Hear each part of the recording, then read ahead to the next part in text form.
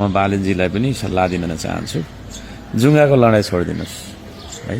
हो, हिजो तपाईँ महानगरको मेयर हुँदाखेरि तपाईँलाई त्यहाँ एक्सन लिन दिएन, तपाईँको नगर प्रहरी इन्चार्जको टाउको फुटाइयो, यो त्यो गरियो, त्यसले गर्दाखेरि तपाईँलाई त्यो एउटा इगो लागेको छ, मलाई यस्तो गरेको थियो, म यसरी अपमानित भएर ब्याक सर्नु परेको थियो भन्ने हिसाबको।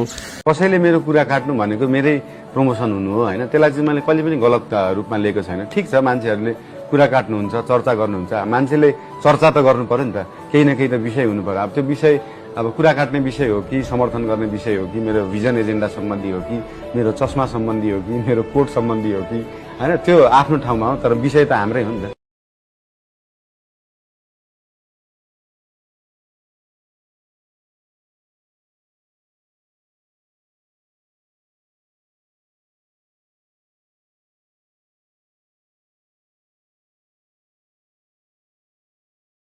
बनाउनेले पनि के बनाउँछ हेर्नु त हाम्रो।